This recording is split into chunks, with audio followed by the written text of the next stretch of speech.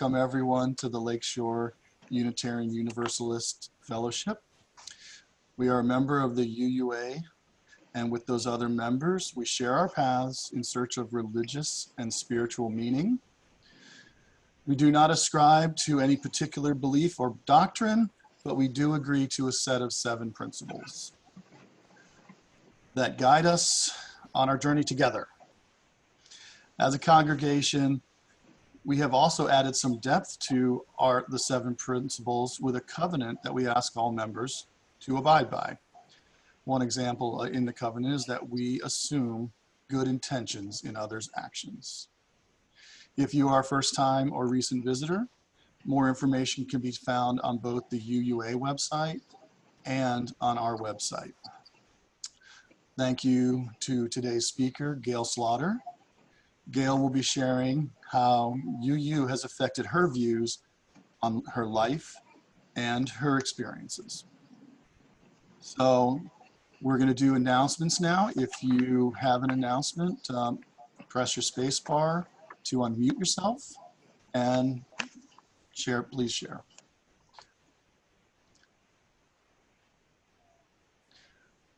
I guess I didn't warm that one up good enough.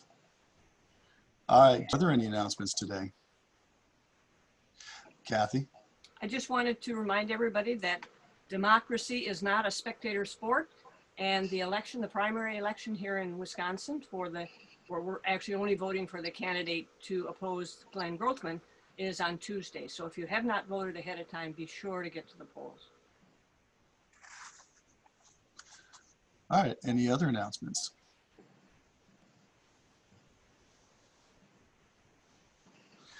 All right, so Erica, we're going to move on to the chalice lighting. We light this chalice as a symbol of our commitment to our fellowship and to each other.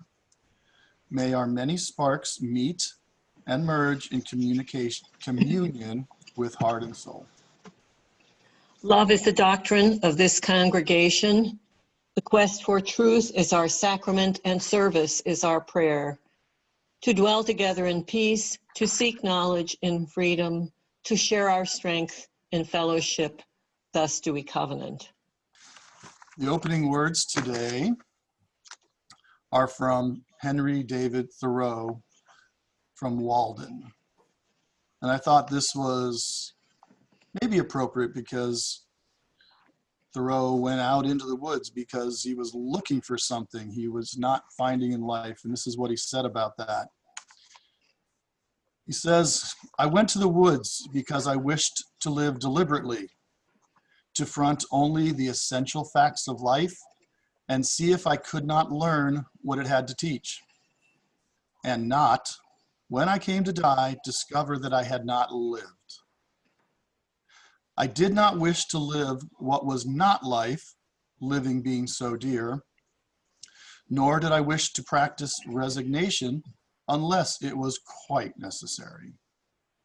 I wanted to live deep and suck out all of the marrow of life, to live so sturdily and Spartan-like as to put to rout all that was not life, to cut a broad swath and cut close, to drive life into a corner and reduce it to its lowest terms." So we'll now have our opening song.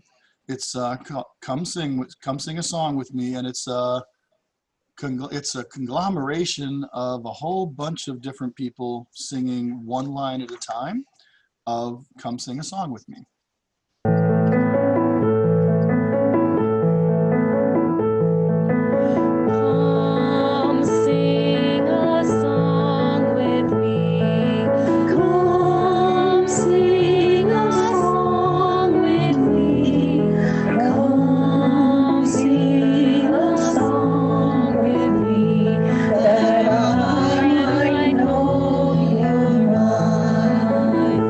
I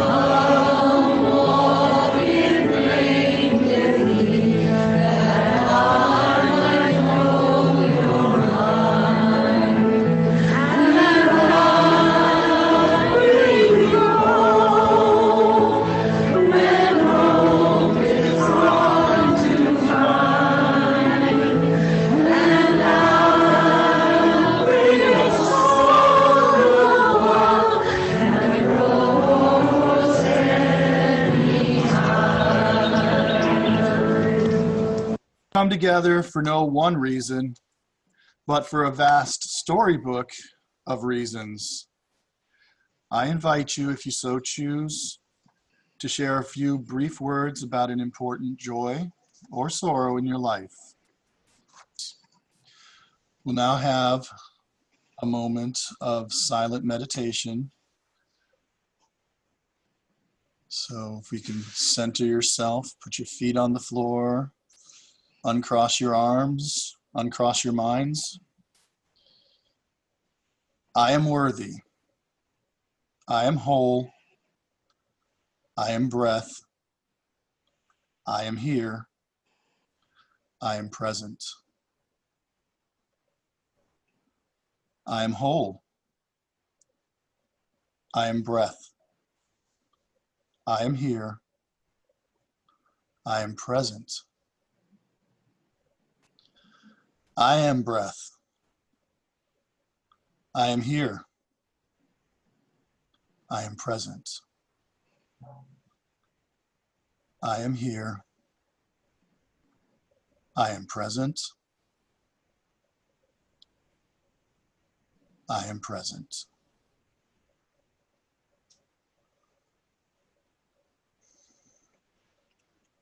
Our presenter today is Gail Slaughter,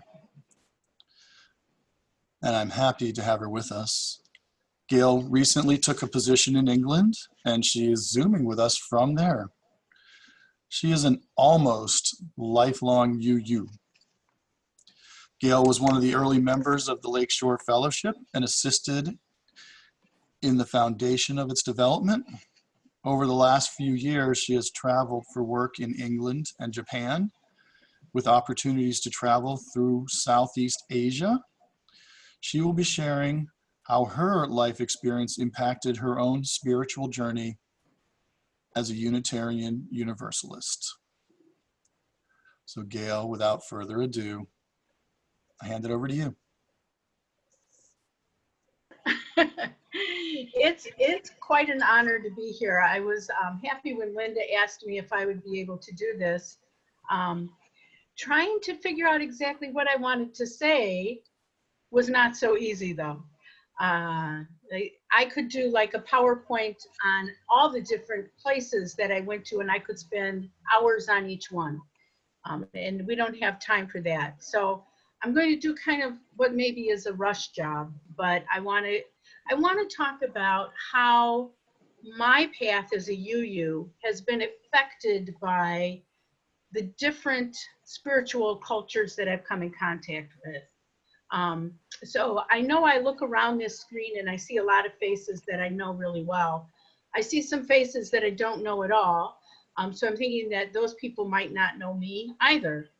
So I'll back up and say that I was born and raised in Detroit, went to high school in downtown Detroit, lived in the inner city not far from Belle Isle, if anyone here is familiar enough with Detroit to know that. So I want to back up. The song that we sang this morning, if you come sing a song with me, many of us would know from the previous fellowship, this was one of my favorite hymns. And when I was the service leader, I would often have us sing this song. What I wanted to do was to get people who would be willing to each sing while we were live. And Erica explained to me that doesn't work because we're not actually in sync. It all sounds pretty in sync, but when you try to sing together, it just doesn't work. So I found this from a different UU fellowship. And years ago, Bill taught me that one of the joys of being a UU is that it's perfectly okay to steal things from other fellowships. So I stole their video to play it as our video. But I would say if you guys could make some videos that way, that would be really cool. I think that's a great way to be able to sing together. So I wanted to explain why we did that particular version of Come Sing a Song With Me, other than the fact that I do think it's a beautiful hymn. So anyway, I'm going to start a PowerPoint. I tried to make this be chronological, but I'm not sure if I did or not. So we'll see how well I did. And of course, we'll have opportunity to talk about it later. But anyways, my story as a UU, I started in Detroit, and now I'm in England, and I consider myself, actually, I say almost a lifelong UU. I know I am a lifelong UU. I just didn't know I was a UU until I found the UU church. So my first Unitarian home was this church right here, which is on Cass Street in the Cass corridor of downtown Detroit. This is the first UU church of Detroit, and actually, this is the first UU church anywhere, because this particular church was a Universalist church. And the Unitarian church was up on Woodward, which is the main drag through Detroit. When they widened Woodward, the Unitarians lost their home. So the Universalist church said, well, we'll loan you space. You can use our space when we're not having services. So they were having separate services. The Unitarians were in the afternoon, the Universalists were in the morning. And after a while, they realized it was silly because they really shared the same values. This was long before the merger of the Unitarian and Universalist churches. So the first UU Church of Detroit became a UU church about 15 years before there actually was a UU faith. So I always thought that was kind of cool too. But that was my first church home. I joined that church the minute that I turned 16. I discovered it in 73, and these three people down in the bottom here, these were three of the people that brought me to this church. This woman right here in particular, another Erica, she asked me to start coming to church with her. So I did, but I didn't go to church. I hung out with kids like this. You know, we were a bunch of young hippies hanging out. And one day I thought, you know, I've been going to this Unitarian Universalist church. I better figure out what they're talking about, who they are. So I went to a service, and the service happened to be about dreams. And the minister, whose name was Rudy, he was talking about dreams, and I keep waiting for him to say something about dreams are a message from God. Dreams are, are some, giving us some higher meaning. No, he never did. He talked about Freud. He talked about Jung. He talked about different philosophies of neuroscience. And I was like, wow, I think this might be a religion that I can subscribe to. And then they played a hymn, and they sang, well, I didn't know it was a hymn. All of a sudden they start singing, and they're singing Morning is Broken. And I thought, oh my God, this church sings Cat Stevens. I had no idea at that time that it was actually a traditional hymn. So I was sold. I realized this was my spiritual home. I've always been a UU since the day I could question the realities of the universe. I've always been a UU. But one of the things that I learned during this part of my journey was, this was before we had the 7 principles, mind you. I was asking people, what do UU stand for? What do we believe? And my friend Erica said, we believe that everyone has their own journey. Everyone has their own way of finding truth. But we come together as a group to support each other and to help each other grow in our spiritual journey. And that has rung true with me throughout the rest of my life. So I look at this church and I know it's my spiritual, my UU beginnings, but certainly every experience that I've had has contributed to that. So I went to this church from 73 to 79. My friend Erica got married here in this church in, I think it was 79, maybe 78. So yeah, it was definitely the center of my spiritual community. But then I left Detroit and I moved to Santa Cruz, California. And so the first thing I did when I got there was I searched for a Unitarian Universalist church, Now, this building that you see here is not the building. They didn't have a building. They had a room, basically. But at the same site, it was just one big room.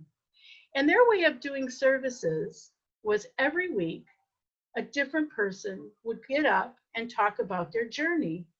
So for me, that was the perfect tie-in to what I had learned at the Unitarian Church of Detroit. It's about coming together in community and sharing that journey.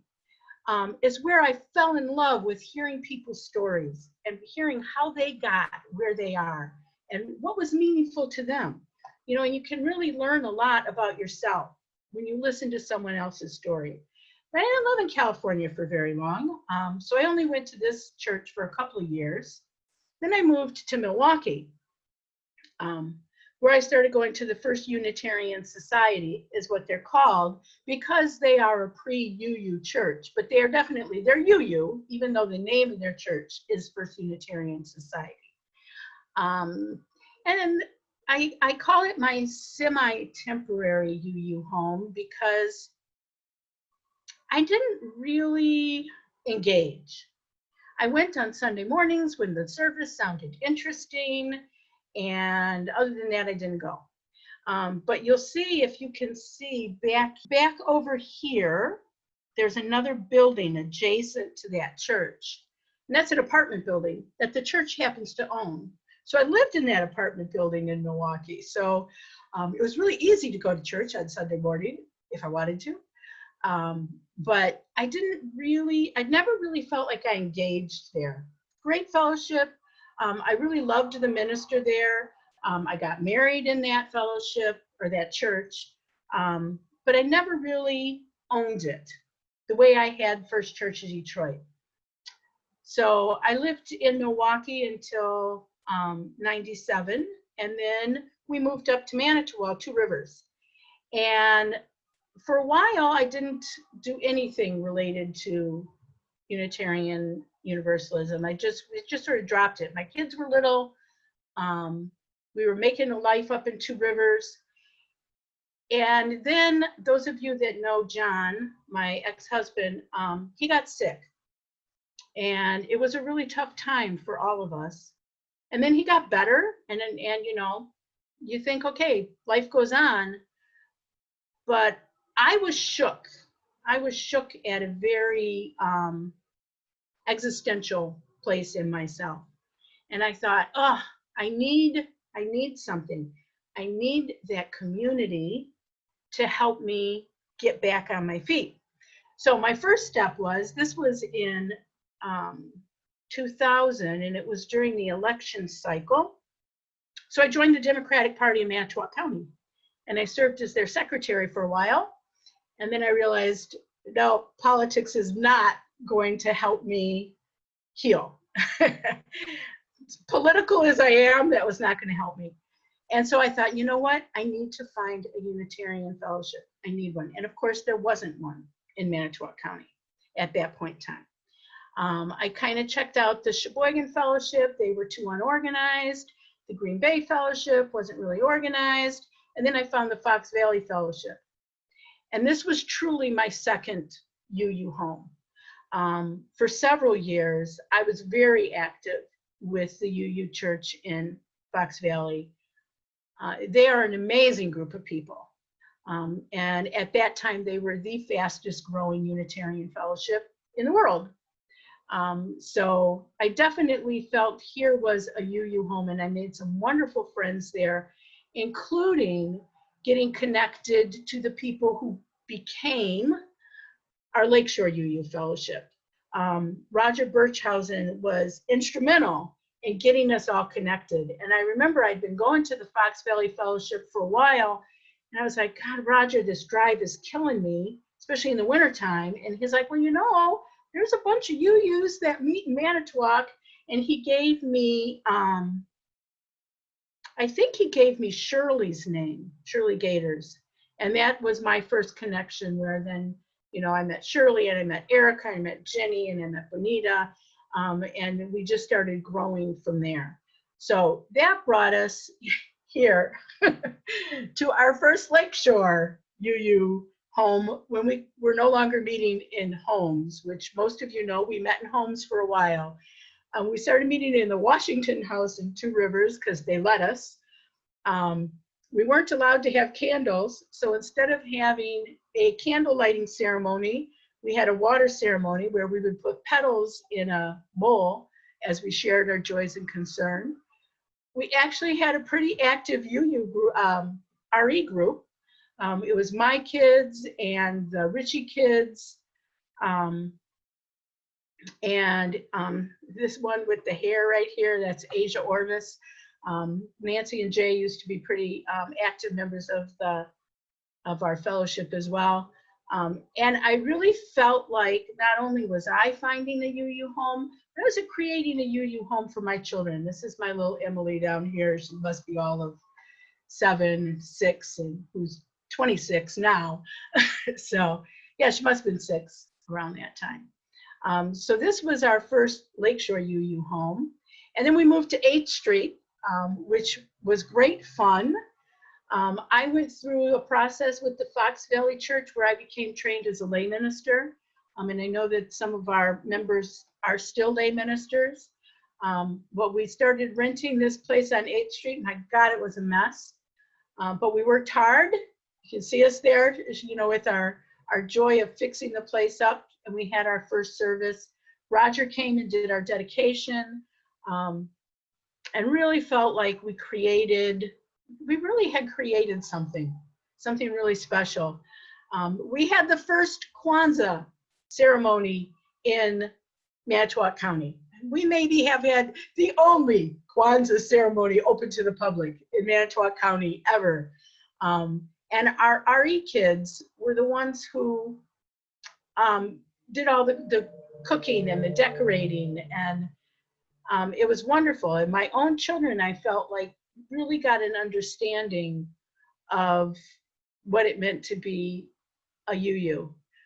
So we loved that church. Then we moved to Park Street, which is where you guys would be meeting now if you weren't Zooming. And again, it was a lot of work, but we had a great group of people. We all pitched in.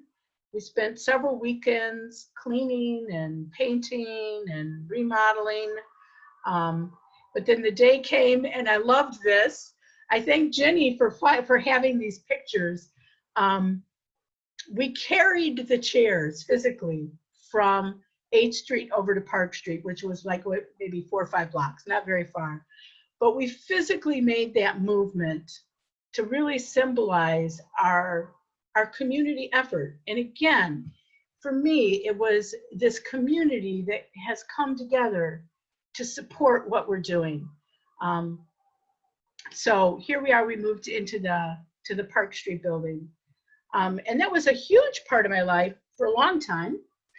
And then in 2014, I got an opportunity to move to Japan. And so I took it. And the first thing I did when I got there was went online and where is the nearest Unitarian fellowship? Now, they're not UUs, you know, in the other parts of the world. They're just Unitarians. The Unitarian Universalist group joining is pretty much a North American thing. Elsewhere in the world, it's pretty much just Unitarian. So I found a Unitarian fellowship in Tokyo, and that was a really great experience. I went down to Tokyo rather, a few times while I was there to join them for their services. But it never really grabbed me as a spiritual home. They were very cerebral. They were all Buddhists in addition to being Unitarians. So it didn't really grab me spiritually. So I set out exploring Japan, looking for where could I find spiritual connection in Japan? And holy moly, there you can find spirituality everywhere in Japan. They have a wonderful sense of spirituality.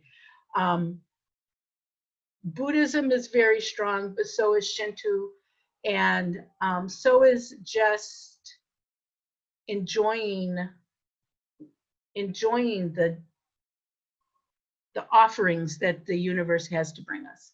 So I did a lot of time just exploring the beautiful landscape in Japan, and I could go on just talking about Japan for days. This right here says, if you look at it as it's written out, is Gail Slaughter. So this is my name written in katakana, which is the Japanese font used for foreign words that are imported, and anyone's name who's not Japanese is by definition a foreign word.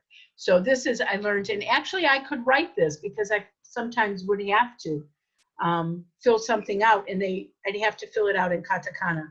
So I got really good at writing Gail Slaughter. And I still just love looking at it. I think it's really beautiful. So I started exploring Japan, and one of the first things I found was this guy. This is Daibatsu. He is not the largest bronze Buddha in Japan, but I call him my Buddha. This is one of the most peaceful, serene places you will ever, I think, one would ever find. I went down to, he's in Kamakura, which is right on the ocean, and I went down hearing that there was this big Buddha down there, and I thought, okay, I'll go check it out. And you get down there, and you can't see this guy until you walk through the gates of the temple.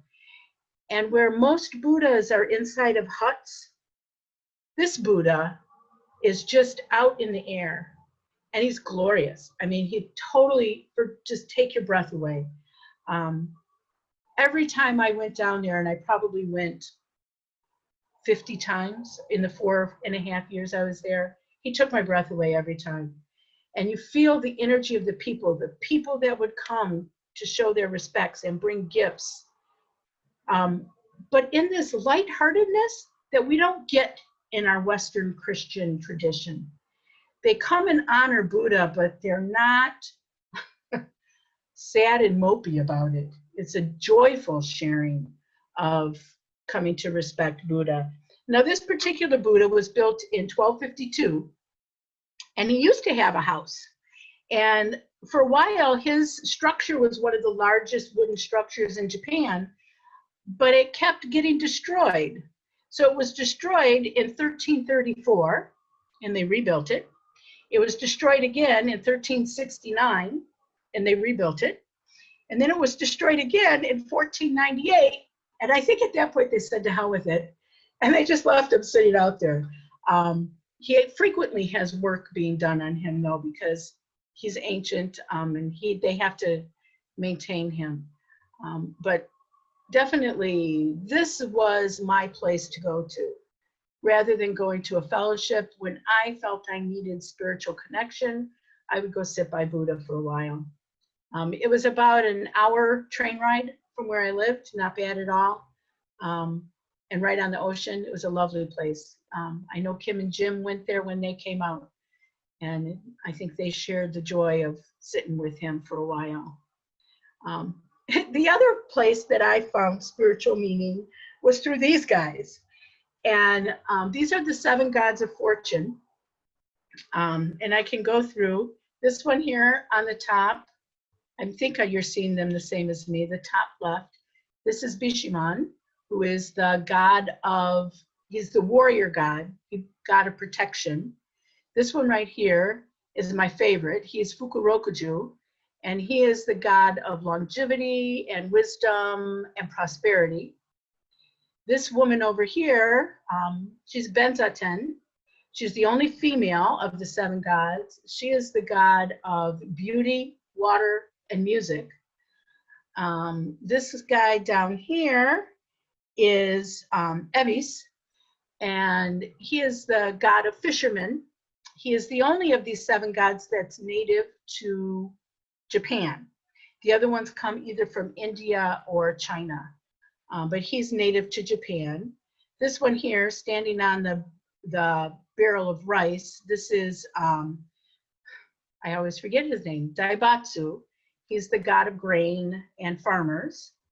This is Hote, which a lot of us would call Buddha. We'd call him the happy Buddha, the laughing Buddha. But in Japanese tradition, this guy is Hote, and he is the god of children and welcoming. And I love this particular statue of him because you can see how many people have rubbed his belly for luck. Because he's been rubbed, it's like the coating has been rubbed off. And this last guy is Jurogen, who is also a god of wisdom. And in some traditions, not these 7 god traditions, but the Fukurokuju and Jurogen are sometimes thought of as maybe they were one god. But of course, none of these were real except for Hote. Hote was a real Buddhist monk who lived the life of a beggar and went around asking for food, living, he was like a hobo, but he was also a Buddhist monk. He was a real person. The other ones are not. The Shichi Fukjen, I'll never say that right. This is the pilgrimage that you do in January. In January, you set out to see the 7 gods, and they're set up around communities where you walk from one to another. So I did this pilgrimage. I also did another pilgrimage with these 7 women. So it was 7 women. We went out to breakfast because it was going to be, we were going to walk 7 miles to see 7 gods. And this is one of the statues of the 7 gods down here. You frequently will see them riding around together in a boat. I kind of developed an obsession with these gods, and I had so many of them in my home that I actually had a Japanese TV show come and film my collection and show on a Japanese TV antique show. Maybe something like Antique Roadshow, but the Japanese version, because they were so impressed with how many of these gods I had collected. Unfortunately now, most of them are in storage in Michigan. Someday I'm gonna have to get them out of storage. I have no idea what I'll do with them all because I have hundreds, literally hundreds of these guys. This is the wrapping up though of when again, coming back to community. While I lived in Japan, these 7 women really became my community. We did this pilgrimage just days before I had to leave. It's one of the last things that I did while I was in Japan, is walk 7 miles with 7 women to see 7 gods. And again, each one of these women having such a different story to tell. One of the things I loved about living in Japan, particularly working for the military, is I got to meet women from all over the world, well, people from all over the world. And it's just such a broadening experience. I also went to one of the 7 gods where there was a group of people who actually dressed up as the 7 gods themselves, which was quite fun. This, I don't know, does Margaret still come to the fellowship ever? Margaret Allen? Somebody know? Margaret sent me a message asking me if I would do Stanley. People that know Stanley, it's a school activity that kids do where you mail Stanley to someone and Stanley goes around and looks at communities and then he gets mailed back. So her son, I think it was for Henry, was doing Stanley. So she sent me Stanley and I took him around Japan with me. So this is Stanley in my living room. This is Stanley at Mount Fuji. This is Stanley with one of our commanders on the army base that I worked on. Stanley at a Torii gate. Stanley at another Torii gate. Stanley getting on the train. Stanley in my backyard. I had a lot of fun taking Stanley around, and I put together all these pictures for her son to share. One of the other places that I visited in Japan, and like I said, I'm going to have to go quicker because I just have too many stories to tell. This is the great Buddha of Nara. He is the largest bronze Buddha in the world. He is spectacular, but actually he's hard to see because he's he's inside of this building here, up here. It's dark in there, he's hard to see. But there was an emperor who decided smallpox was going around. And they thought Buddha was mad at them. So one of the emperors in the 700s decided that they had to start building more temples to Buddha. So they're building all these Buddhist temples, and this is one of them they're building. And the process that they were using was they were creating these molds out of lead and mercury and then melting them with gold. So as they were creating the gold leaf, they were releasing lead and mercury into the air, and people were getting sicker and sicker. People were being ordered from all over the island to come work on this Buddha, and they were getting sick. Everybody was getting sick, and they thought, oh, Buddha's so mad at us. It's taking us too long to build. We have to get more people, and they bring more people, and more people were getting sick. They did finally get the Buddha done, and of course it wasn't until centuries later that scientists looking at the ground realized what was happening and that they were suffering from lead and mercury poisoning while they were trying to build this Buddha. And the more people that they got, the more people that they were killing. But they had no idea that that's what was going on. But Nara is one of the most ancient places in Japan. I think, do I have jotted down here? Yeah, this temple was built in the 728. So it's been around for a really long time. Kyoto is kind of like the spiritual hub, I think, of Japan. And my favorite place in Kyoto was the Inari Shrine, also known as the 1,000 Torii Gates. So these things are all Torii Gates. And the Torii Gates are all this bright orange. And a Torii Gate, I think you can see here, you know, this one's not orange, the one in the background is, but it looks kind of like a perch. Well, that's exactly what it is. A Torii Gate is a perch for a phoenix, because the Japanese believe that the phoenix is the embodiment of God. And they built these perches, and they also believe that this bright red orange is the favorite color of the phoenix. So they built these perches hoping for the phoenix to come, sit on the perch, and bless their shrines. So these are not at temples. This is not Buddhist. This is Shinto. So the Shinto shrines will always have a Torii Gate there to invite the phoenix to come and bless their temple, to bless their shrine. And my favorite was the Inari Shrine. This is the main Torii Gate going into the Inari Shrine. Just beautiful. Inari is the god of rice, and all over this shrine there are little foxes, because they believe the Shinto faith says that the fox is the messenger of Inari, who is the god of rice. And of course, rice is sacred in Japan. It's not only their main food source, it's also sacred. This is also Kyoto. This temple here, this is a Buddhist temple, and you see this big thing here. This is the temple of luck, because what people would do is come and throw themselves off. And if they lived, they would have good luck. If they died, they didn't. So people literally used to come and throw themselves off that temple. Another beautiful site in Kyoto is the Golden Pavilion, which everyone that came to visit me wanted to go see this. It is stunning, but it's kind of off by itself and nothing else there. But it is a beautiful gold temple. It is a Buddhist temple. Lovely place. One of my other favorite things to do was tea ceremony. And what I loved about the tea ceremony is it's completely about respect for another person. So much care and effort is put into preparing a cup of tea, right down to the cup that it's put in has a beautiful picture inside and a beautiful picture outside. So you present it to the person with that beautiful picture outside, and then they turn it so that the beautiful picture is then facing the person that gave it to them.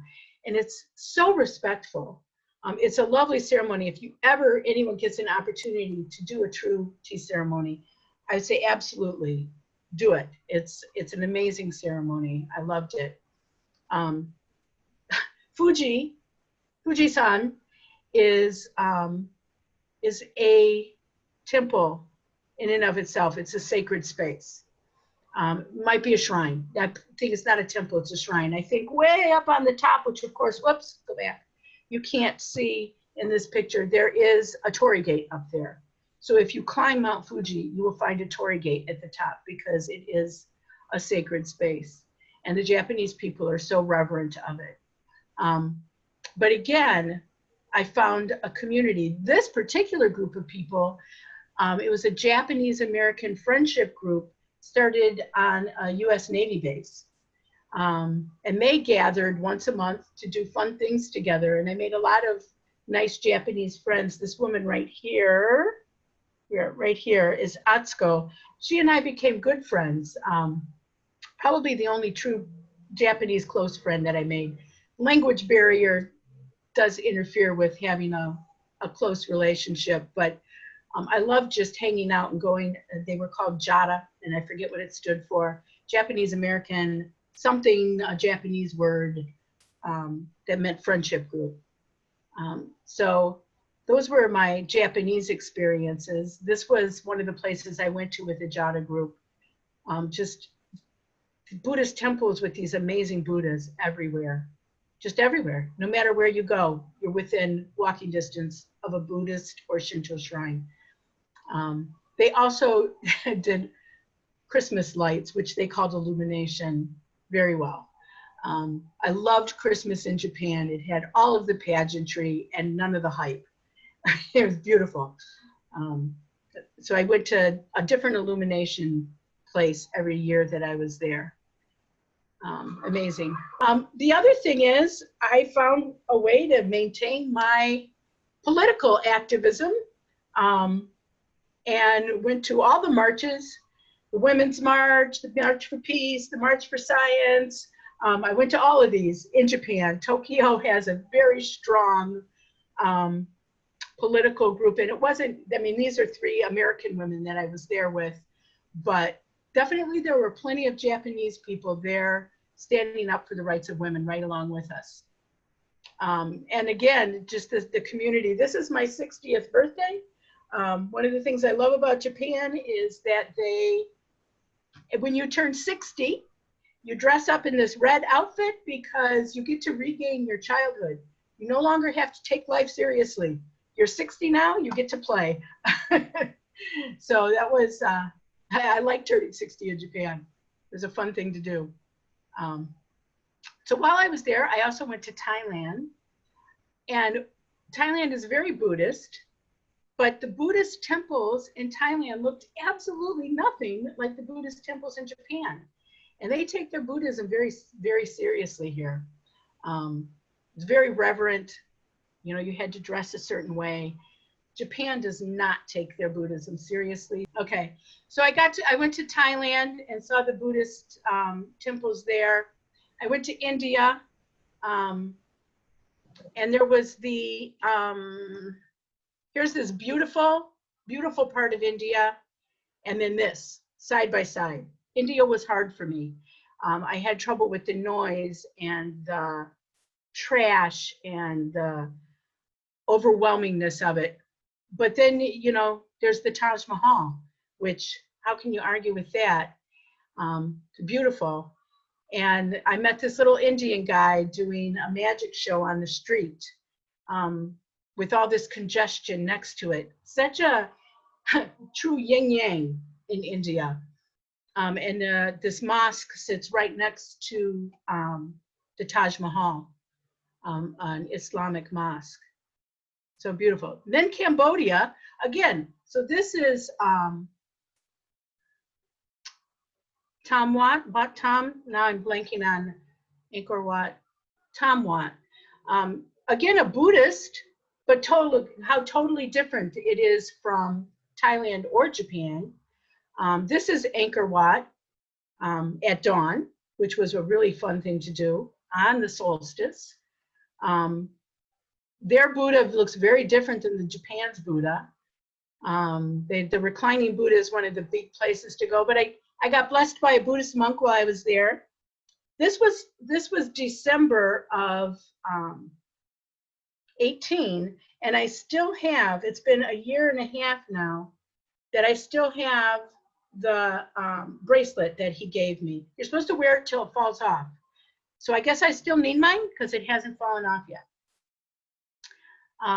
Talking about community though, this was a waterfront community. These people lived in these shacks and had the strongest sense of community I have ever seen. Everything they did together, and they lived in the water, literally in the water in Cambodia, in the river. I was totally impressed by that. So then I had to leave Japan. I spent some time in Texas, where of course then I found the Unitarian Church of Houston, which if I'd stayed down there, they were a good fellowship. I would think I would have enjoyed hanging out with them, but I found my spirituality watching the sunset over the Gulf of Mexico. I would every evening walk down. I was staying right on the Gulf of Mexico, and I have a bazillion. I didn't put them all on here. I have too many pictures of the sunset in the Gulf of Mexico. But now I'm here in England, and this is the sunrise over the Riverside Park, which is right across the street from my house. So I literally live across the street from this park. This was taken from my living room window in the wintertime. Now the park is all green, and you can't see the sunrise anymore because there's too many trees. But I'll see it again when winter comes. But in terms of spiritual places, I went to Stonehenge, and I thought it was going to be commercial hype. And I swear I felt the spiritual energy of that space. I don't know why they put those stones there, really. I mean, I know they line up on the solstice, but what did they really do it for? I don't know, but it speaks to me. There are 1,300 stone circles in Great Britain. I've been to 2. I only have 1,298 to go. This other stone circle is close to me, and it was done by a Native American who went to England and did a medicine wheel stone circle. So it's combining Native American culture with ancient British culture, which I really enjoyed that. So now I'm exploring ancient, old Anglican churches, but in the process, I found a Buddhist temple that's not far from me. I found a Japanese garden not far from me. And so those things are all still ring true. But I still really miss Japanese food. So I believe that breaking bread together is one of the ways of coming together for community.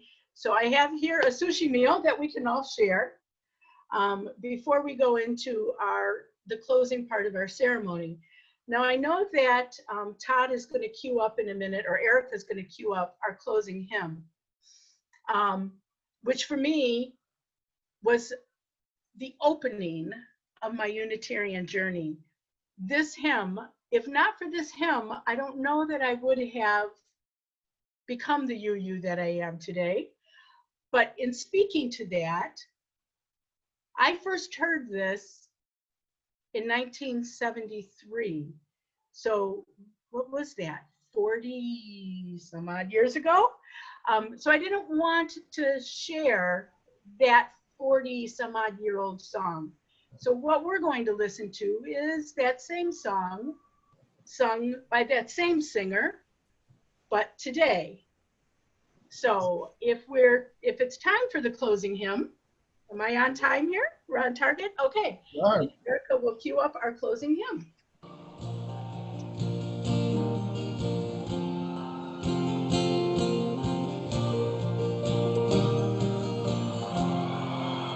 Morning has broken like the first morning. Blackbird has spoken like the first bird. Praise for the singing, praise for the morning, graceful than spring, fresh from the west.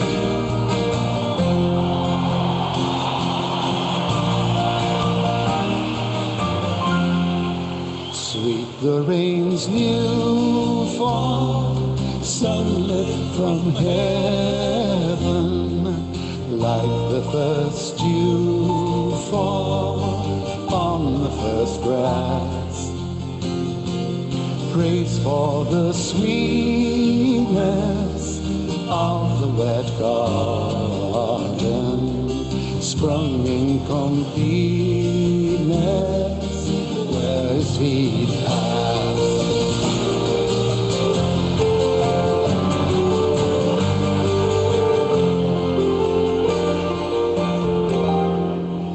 Mine is the sunlight, mine is the morning, born of the one light, Eden saw play.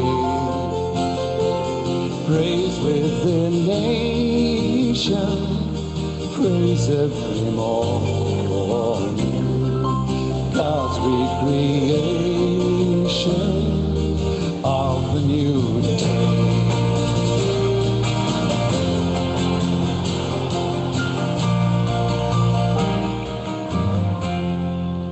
Morning has broken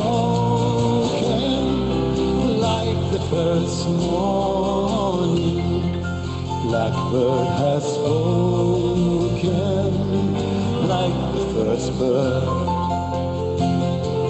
Praise for the singing, praise for the morning, praise for them springing fresh from the west.